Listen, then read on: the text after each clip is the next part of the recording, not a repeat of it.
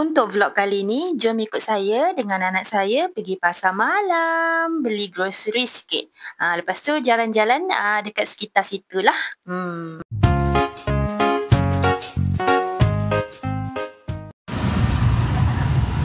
Jom ya. Sibuk nak ikut pasar malam ni.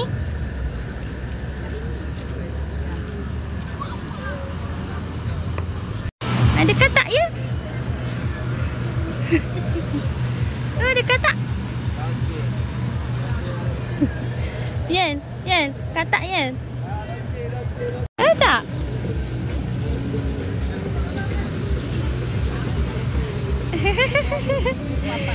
Tak?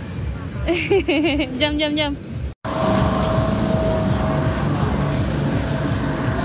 Wow, sate.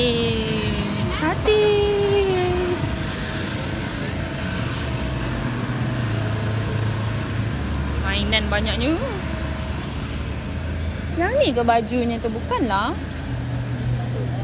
Mama nak tukar baju Yayel ni. Hari tu salah. Tapi macam tak ada je.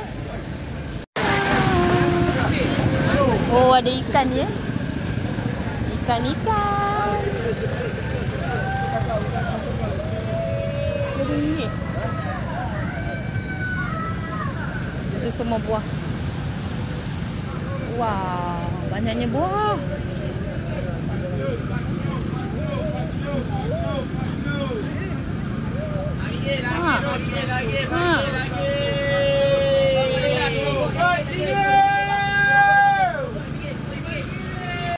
Banyak tudung. Cantik apa tudung ni. Banyak habis ikan. Oh, sinilah. Kita beli sayur dululah. Jom ya. Beli sayur tu. Sayur. Nenek suruh beli sayur.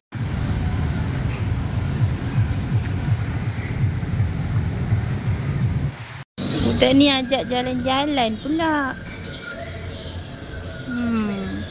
Nak ajak beli air tak bagi.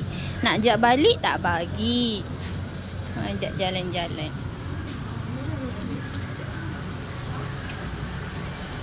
Tak ada tangga kita lalu sini. Turun tangga.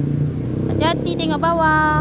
Tengok bawah lagi. Tengok bawah. Okay, good boy.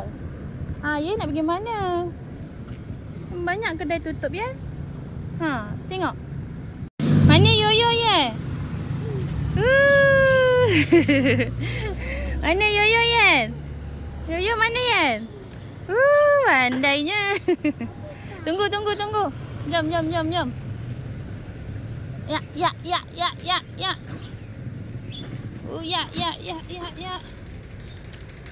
Beli air sini boleh?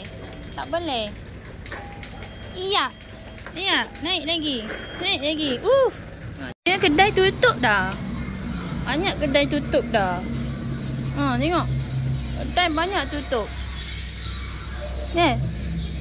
Balik Boleh? Boleh ke balik?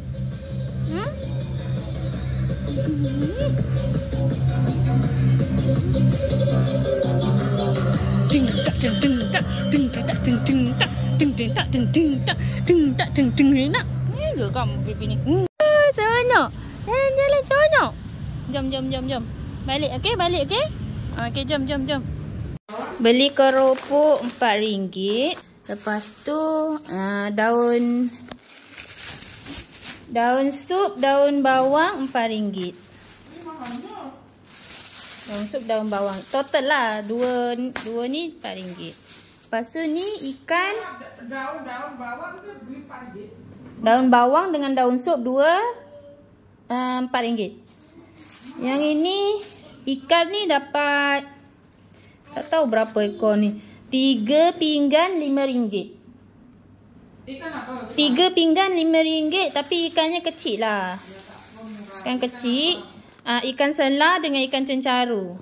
Lepas tu pergi kedai, Kak Tin beli teh ais.